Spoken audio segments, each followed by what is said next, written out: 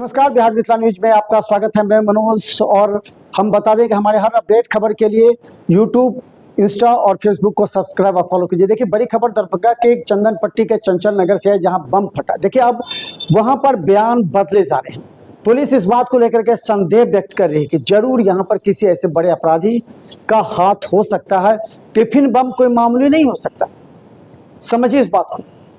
कहा जाता है कि शाहिद और नियाज दो व्यक्ति के जमीन के बीच झगड़ा था, जिस जमीन पर बाउंड्री वाल का, शाहिद के जमीन पर बाउंड्री वाल का काम चल रहा था। अब देखिए, पहले कहा जा रहा था, जो घायल हैं उनके परिजन कह रहे थे कि यहाँ तख्ते को जो सेटिंग के लिए निकाल रहा था तो उसमें झोला में टिफिन था, टिफिन खोलने पर बम फट गया। लेकिन अब वहाँ के ग्रामीण जो बयान दे रहे हैं, वो वहाँ के लोग वो ये कह रहे हैं कि झोला टंगा हुआ था और जिस व्यक्ति का जमीन था, जो रोज पानी देने के लिए आता था, आज नहीं आया, लेकिन उसका कहना था कि वो आया, उससे पूछा ये खाने के लिए झोला टंगा है, और उसी में मजदूर झोला निकाला तो टिफिन फट गया। अब दो अलग अलग बयान पुलिस को संदेह व्यक्त कर रहे हैं कि आखिर ये दो बयान, या फिर और कई बयान आएंगे। कुछ लोगों को बचाने के लिए वहां के कुछ लोग सक्रिय हो गए हैं, डीएमसीएच से लेकर के ग्रामीण स्तर तक। ये गरीब मजदूर क्या करेंगे? इन गरीब मजदूरों को बचने का पहले सोच रहे हैं कि उनके परिवारजन जो घायल हैं उनको कितना पैसा लगेगा, कितना खर्च होगा। उसे एक को पटना रेफर किया गया। लेकिन कुछ लोग ऐसे मानसिकता के हैं जिनका यहाँ हाथ है, या जो तथाकथित उस व्यक्ति को बचाने का प्रयास कर रहे हैं। ये लोग प्रशासन, पुलिस और वहाँ के स्थानीय मीडिया और लोगों को गुमराह करने का प्रयास कर रहे हैं। बार बार बयान बदले जा रहे हैं। अंदाजा लगाइए क्या हो सकता है। देखिए, जब जमीन का मालिक कह रहा है कि वो आया था, देखा कि वहाँ झोला टंगा था, लेकिन उसके साथ रहने वाले ग्रामीण ने कहा कि ये आधा बात बोल रहे, आधा नहीं बोल रहे। देखिए पूरा कहानी क्या है। निश्चित तौर पर संदेह बड़ा है, घटना बढ़ रही है।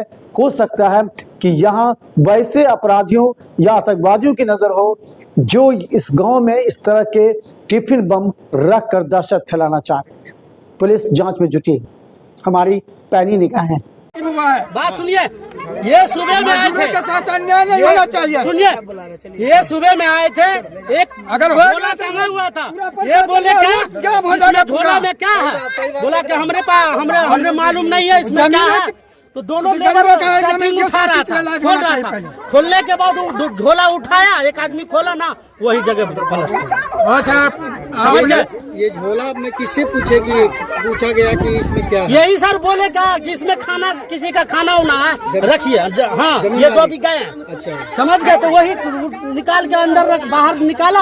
ये पूछे, ये भूल गया, ये बोला नहीं आधा बात। बचाव कर रहा है जी सर। हाँ, हम लोग चाय की दुकान में बैठे थे, तो मैंने उस बात को लेकर के कंप्लेन किया, थाने भी गया। उसके बाद कोर्ट से एफआईआर हुआ।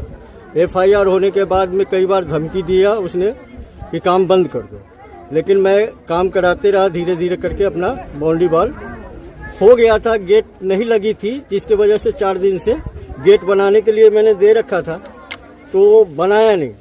वो 4 दिन से मेरे को गोली दे रहा था, कह रहा था कि कल दे देंगे, परसों दे देंगे। आज क्या हुआ? आज कुछ विवाद, मतलब कि हम थे ही नहीं, काम ही बंद था, तो हम चले गए थे घर। सुबह आए थे, एक बार घूम करके चले गए।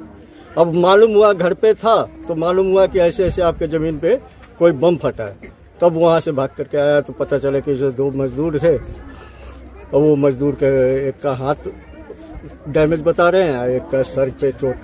कैसा बम था यहाँ? अब सर ये तो मुझे नहीं पता ना, मैं देखा ही नहीं, तो क्या बताऊँ। जमीन आपकी है, बम यहाँ कौन लगाया?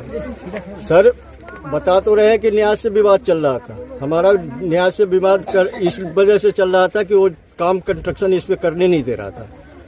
उसके बाद हमें पता ही नहीं है कि सर ऐसा क्या हुआ नहीं हुआ। 4 दिन से काम मेरा बंद है। मैं आता हूँ, सुबह आया, पानी उनी तराई करके अपना चला गया, लेकिन उसके बाद मुझे कुछ पता नहीं। 4 दिन से यहाँ काम। कितने लोग घायल हैं? 2 लोग।